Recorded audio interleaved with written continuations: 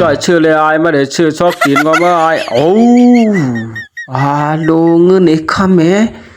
ฮัลโหลไอ้จ่อยมีลองสั่งไอ้มีลองสั่งมีลองสั่งมีลองสั่งเอ้มีลองสั่งเอ้เฮ้จ่อยก็ไอ้ยังวันนี้เอาตีนทุ่มๆไปเลยพี่สั่งอะไรก็ไปหูตัวเอ้เอาเลยเข้มแล้วเนี่ยจ้าลีเนี่ยไอ้จ่อยเนี่ยเคยเจอไว้หรือมาละเฮ็ดเนี่ยหลักไหนไอ้เนี่ยเฮ้ขึงหลักห้างบนเทียมเนี่ยในเข้มเนี่ยเข้มเนี่ยจ้าเนี่ยเหียงเงินจ้าเฮ้ยหยับช้าโลเข้มแล้วได้จ้าได้เข้มแล้วได้โลจ้าดีนัวเนี่ยเนาะไอ้จ้อยก็เล่าคำเงินเนี่ยปล่อยโลในช็อกตีนมันโลกับขายก็หาได้ก็ไม่ได้คำโอกาสเอาหมดมือเดียวหน่อยโลหนึ่งจับหน่อยเปลี่ยนกะหือมันก็เดียวหน่อยหลายสิบเสียนมันก็เดียวหน่อยเนี่ยมาไหนเนี่ยไล่ใช้ขนาดก็หันไล่เฮ็ดไอ้จ้อยจะบอกให้ไอ้จ้อยได้ไปหูตัวมันว่าเปิ้นขึงแล้วคำมันขึ้นว่าไหนจ้อยก็ไปหนูมาป่วนไอ้ไล่ใช้ใต้ขาสองก้อมาไล่ใช้ใต้ขาก็เรียนมาจำหลังมาเนี่ยวะช่องเตยช่องหนือเปียบจอกเปียบขวาเปียบซ้ายเปียบขวามาแล้วนะพี่ดูไอ้จ้อยก็ไปเหยียบยืดมือกว่าวะอันมือขายมาได้ทำมาได้ไอ้ไล่ใช้ใต้ขาในคนเรียนเมื่อจำหลังไอ้จ้อยแทงเย้าพี่ไอ้จ้อยเนี่ยขึงการว่าหลักคำเหมือนแน่ลาลีเขียนโม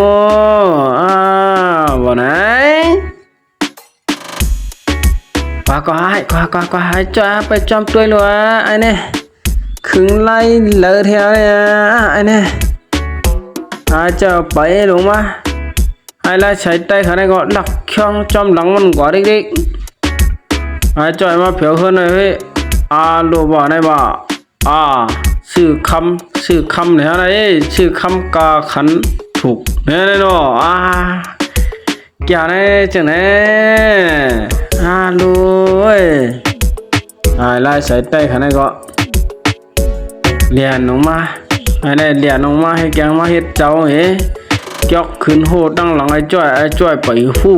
ไปหันว่าเป็นเพอมาผีพักดูปันฝืนกันเว้ยเนี่ยกำยายมึงมีหลอกสารไอ้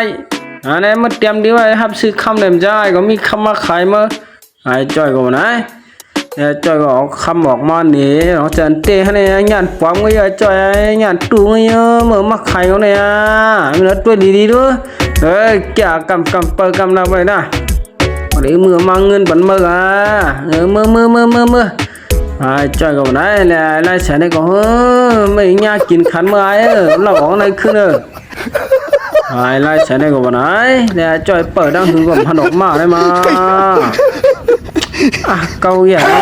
ผนกมาได้มาลูดังเมื่อเงินก็มีได้โลเดี๋ยวมาเขามือด้วยหายกันเลยได้มาเจ้าเพื่อนฉันมาโว้ไอ้เมื่อเป็นพระได้มาเขาเพื่อนเขาอย่างไรบอกว่าเลยกันโตค่ะคำนั่นนี่แต่เขาจะให้ท่านหายกันเลยโว้สักทีนึงก็มาเอาได้เนี่ยกินหลักเรียงอยู่เนี่ยไอ้ไล่ใช้ขายช็อกตีนทำไมก็ไม่ได้ไอ้ลำมามาพวงเนี่ยนะไอ้จ้อยเมื่อเราคำออกมาแล้วไอ้บนเอากับปลาเราขึ้นเมื่อถามว่าเมื่อเดี๋ยวไรกินเมื่อลาลีเครียดจังเลยไอ้หลังวันไหนเกาแก่ละมาเนี่ยถ้าหนอกการในเปรี้ยวเนี่ยจ้อยหยากินไข่มันหยาไปสั่งเอาคำมันมือเปียกขึ้นเหรอ